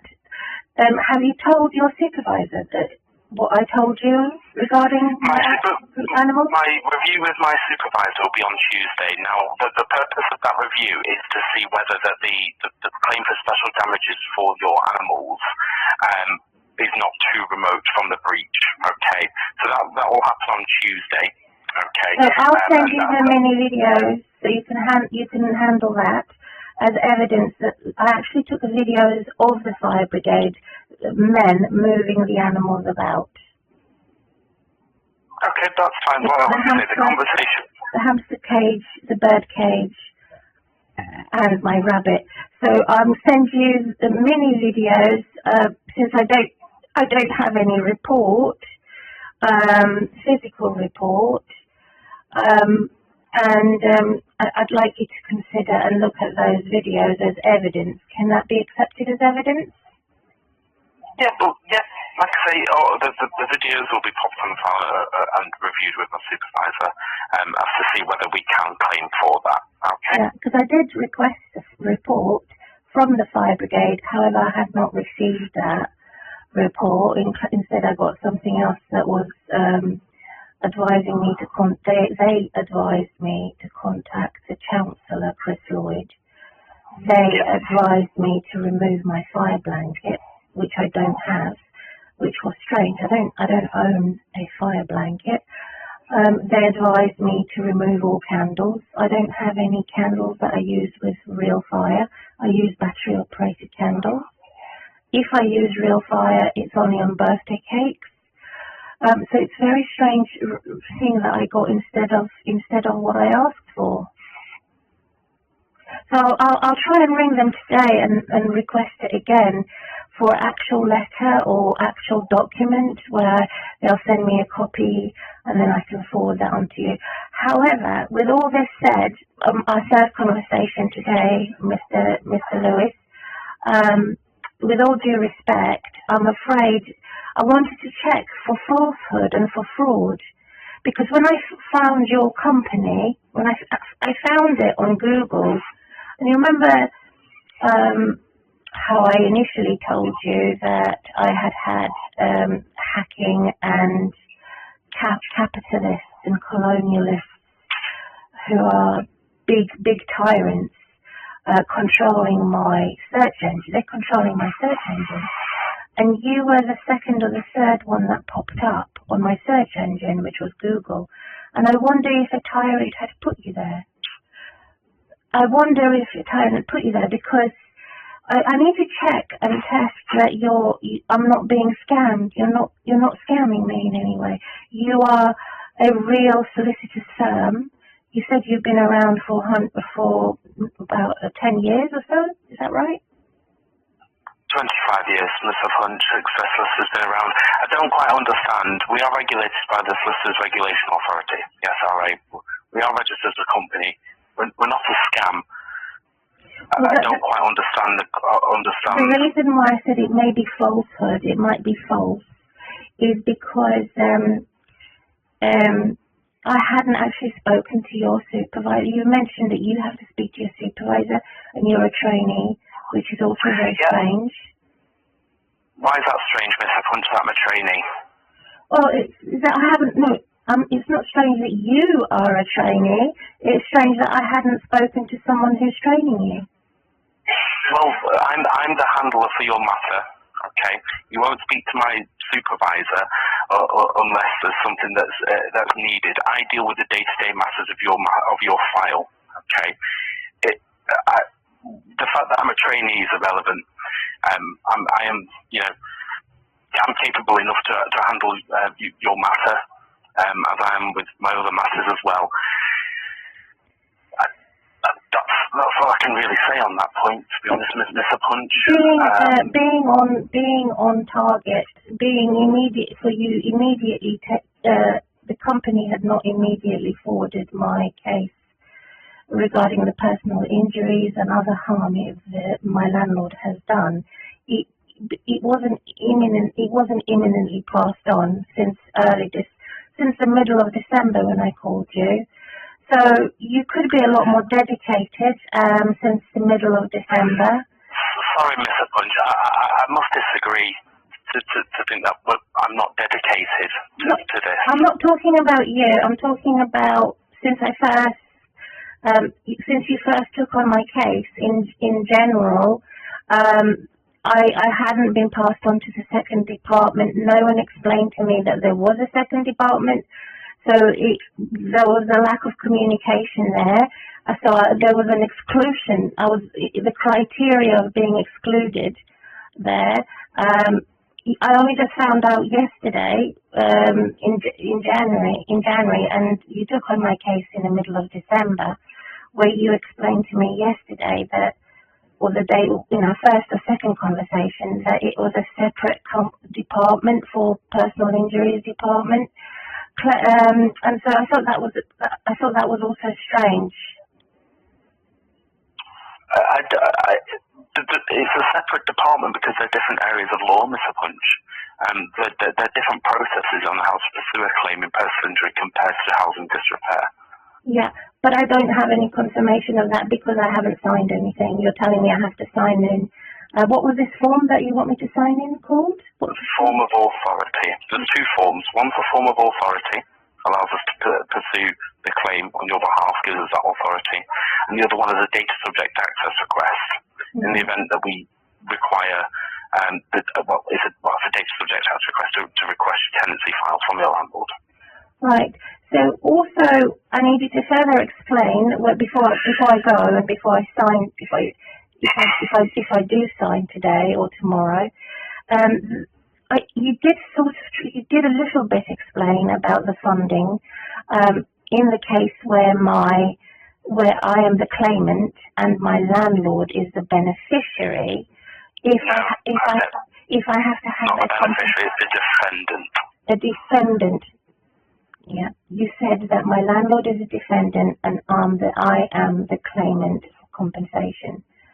That's what you said, quote unquote. Can you explain a little bit more about that? I don't understand what you want me to explain, sorry, Mr. Punch. You're a claimant from housing disrepair. How does it work? Okay. Well, you're pursuing a claim, and as such, you are the claimant.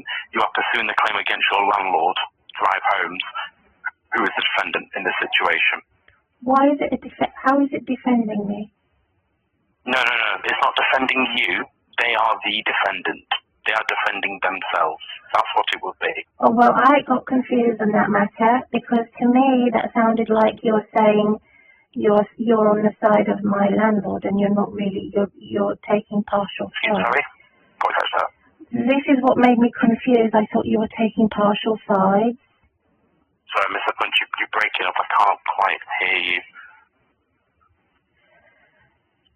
To me, that sounded as though you were taking partial sides, that you were on their side, defending them. On their side, we're the solicitors for you, the claimant. We're not taking a side for the defendant. We will be running your claim. I can't express that enough. Yeah, this is what confused me because it's the way you came across. It came across as though you were partial in your judgment and they're the experts and they're the ones who are going to rebuild me. Did you hear me? I didn't say that. I said the experts are the surveyor is an expert in their field. Our surveyor. Yeah, but that's where you didn't differentiate which surveyor. Was it your surveyor or or the landlord's surveyor? Well, it would be our surveyor. Yeah. Well, am I running out of common sense or what? But it just came across. It came across a little bit. I wasn't sure really what you meant, but then you had to explain what you meant. I wasn't sure which surveyor you were referring to. Right. And then you sort of got a little bit emotional and said, well, the experts know what they're doing. You need to accept their decision. They're dedicated in what they're doing in the triage of your case. But I thought you were talking about. My landlord's surveyor. I wasn't. I thought I got confused. Sorry about that. Okay. Any further questions I can help with, Mr. Punch? About the fund. Can you tell me how your fund works and how my case is funded? Because you said it's not based on legal aid. No, it's not based on legal aid. Your claim is funded, as I discussed yesterday, on a conditional fee agreement, the CFA. Okay, that is where you would pay a proportion of your compensation, which I believe is 30% plus VAT. Okay, in a successful claim. That's how our claim is funded from yourself. Is it a no-win, no-fee case basis? Yeah. That's the conditional fee agreement. Yes. Oh, but it's not funded by legal aid. So if I lose, what happens then? If your claim is unsuccessful, in the event where you've not been uncooperative or anything like that, if your claim is just unsuccessful based on the facts and procedure, you don't owe a penny. That's the risk that we take as a law firm. Really? And what is the prospect of success, what you have so far? I can't, this is a very early stage at the moment. I can't give a reasonable prospects at the moment. The information I have is limited, but I don't yet have disclosure. I do not have an expert report. I can't really provide prospects. There's some prospects because we've got a past triage, but that's as much as I can give. That's my judgment at the moment. Do you recognise that as a Christian, I practice spirit of truth? You said that my Christian faith and what my beliefs are doesn't really matter to my claim. And I'm saying that your company, your firm, Express Solicitors, uphold the honesty policy. So I am a very honest person, whereas my landlord has not got an honest. They're the opposite. They don't have the honesty policy. So that's why I've mentioned my Christian faith as a devout Christian, because in my faith I practice and recognize the spirit of truth. And thank you for listening to me on that. But you didn't seem to, however, believe that you had any connection, and I had to rectify that error on your system, that my belief as a Christian person is to practice honesty. So I do. Honesty is my policy. Okay, so that's absolutely fine. It's a policy of ourselves. We are open and honest, transparent. Exactly. So I needed you to listen to me, and I needed to listen to you in yesterday's conversation, just to put our understanding on the same page, on the same level of understanding, or working together as a team worker. And the other thing I wanted to listen to was the fact that I was discharged from mental health services when my husband died in 2012. 2012 is a long time ago, and I'm currently making a complaint and hopefully compensation from my complaint that I was regarding being involved in mental health services and how they were unhelpful. So if my landlord mentions mental health in any way, I'm not involved with their services of mental health NHS.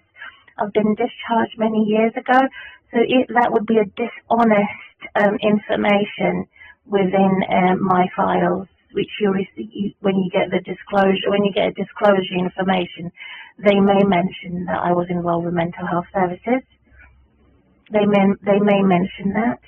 So that has nothing to do with my case. It's this information. Okay, noted, Miss Bunch. I'll pop a note on the file with regards to that. Thank you for acknowledging that. You recognise me now, but I'm still I still find it strange that I haven't actually spoken to your supervisor, because you seem to get your decisions from your supervisor, and I haven't actually spoken to them. Yes, because as I mentioned before, your matter is dealt with by me. I run your day-to-day dealings. Okay. Now my supervisor is there for guidance and authority to give me permission to do things on the file. Okay. They're not for day-to-day contact. This is our third conversation. This is our third conversation about this. In the first conversation, you gave me the name of your supervisor. May I take the name again, please? I wrote it down somewhere. So my supervisor is Zara Asfal. Zara Asfal. Yeah, Z-A-R-A.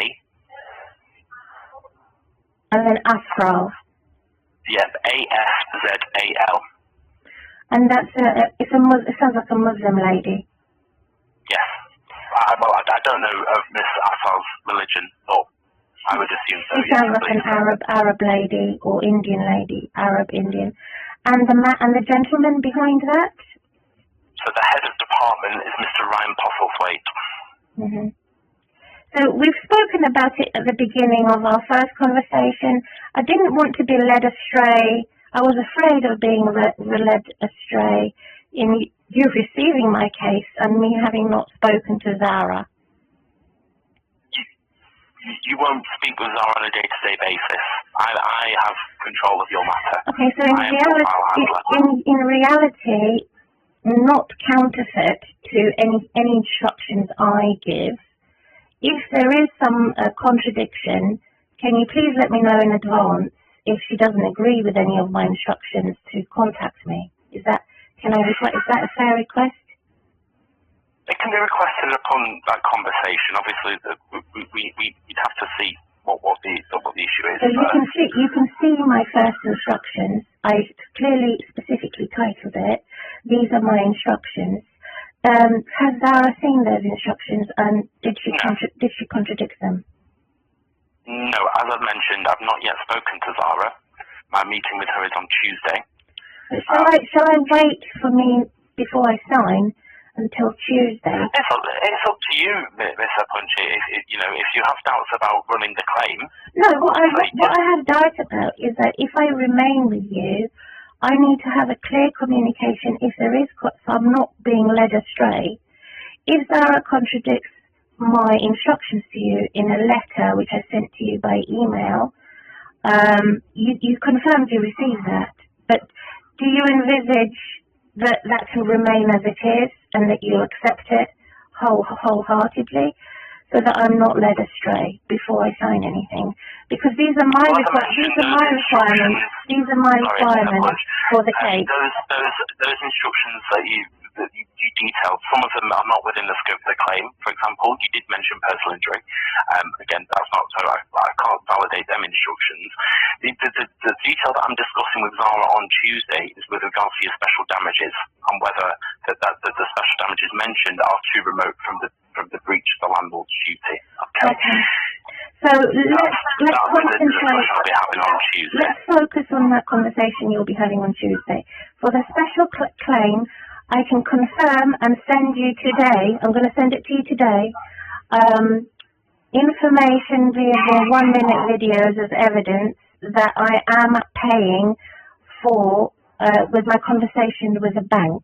So my bank is going to speak to me. I'll send you 1-minute videos instead of statements. With my bank confirming that I am paying in April, May, June, July, August, September, all the payments for rubbish clearance and all the payments for moving my furnitures, from one bedroom to the next. So that would be evidence ready for you to look at, as you're the main file handler, so that you can properly remain have my information remain as it is, and make a wider scope in the detail of it. And I hope it will be acceptable as a special, what do you call it, as a special damage case regarding the rubbish removing and the DIY, and also with the pets as well. I'll send you all that information today, and the weekend and Monday. I'll keep adding it. Where do you want me to send it to, Amber or to you? Either or, whatever's easy for you, Mr. Punch. It'll end up on the file. Either way. Which one is organising it? Is Amber organising it or you? It'll be me. It'll be you. So really, I'll send it directly to you rather than Amber, because Amber may be too busy with other details of other claims. It's up to, like I said, Mr. Punch, it's completely up to you who you wish to send it to. I think I don't have anything to be ashamed of. I have done everything right. I have, as a one-off shouted at my landlord because they refused to give me the receipt for the payment I made for my full rent, because they accused me of not paying my rent, and they actually receive full housing benefit. So that was the opportunity for me to have my disability case. Is it necessary for me to send you my personal benefits that belong to me? No. That's not necessary. All I need is that you can send them images so I can have that conversation with my supervisor on Tuesday. Okay? Before you go, to have my rest assured, I believe that the whole scope of this housing crisis is because my landlord has condemned me for having eligible state benefits as a disabled person. They generally don't like, there's a discrimination. They generally don't like people who are claiming benefits. They prefer tenants who are not claiming benefits. So I've been condemned by my landlord, and I think this is not accidental. I think that they're very dishonest about this case. So anyway, I'll go ahead and I will then. I'm also feeling a little bit nervous and afraid, because the last time I went to court was when my husband died and my daughter had to go and live with her grandma because of my disability. And it was a horrible experience going to court and all this court hearings and lawyers, and I'm very dubious about taking anybody to court because of the fear of my landlord overpowering my legal case. But you've sort of reassured me and encouraged me not to be afraid. Is that correct? If they attempt to overpower. Well, court proceedings is far away. It's not something to be concerned about at the moment. The priority would be to settle before issuing court proceedings. So that's beneficial for all parties. What do you mean, to settle what? To settle the dispute? The claim. Yeah. Yes. So the priority is also to make sure that they build it properly, because they're not doing it properly so far. Understood, Mr. Punch. Yeah, I agree. You do agree. So then I'll proceed with signing today, and the postman will come. He's gone now. He'll come again in the morning and post it for me. Thank you so much, Mr. Lewis. I appreciate everything you do, and your attention, and also being attentive by speaking to your supervisor. And you told me it's not necessary to speak to your supervisor unless I feel I'm being misled or contradicted. If you think that she will contradict my terms, if you think she'll contradict my instructions, can you please let me know in advance so that it may be necessary for me to speak to your supervisor? But Okay, after you've spoken to her on Tuesday, you don't believe that she would contradict any of my instructions. They all seem viable. It's not about contradiction, it's whether it's possible to do it within the claim. It's not about contradicting. Yes. So can you confirm to me in writing which ones out of my instructions you're going to separate to a separate department please confirm that to me in writing so that I'm no longer confused about which one is which. I do apologise. Well, let me have that conversation with my supervisor, and I'll be able to get to evaluate that for you. Okay. Yeah, so you should receive the signature by in the post by Monday, but I'm not doing the signature online though because there's too much cyber attacks on my end. Okay, not to worry, Mr. Punch. That's absolutely fine. Please let me know if you need anything beforehand. Okay. So I haven't received exclusive emails from you yet in the criteria of your confirming anything. Not as of yet, because we've had quite a lengthy conversation over the telephone, Ms. Punch. So just let me verify my email address, so just to ensure you have the correct one for verification purposes.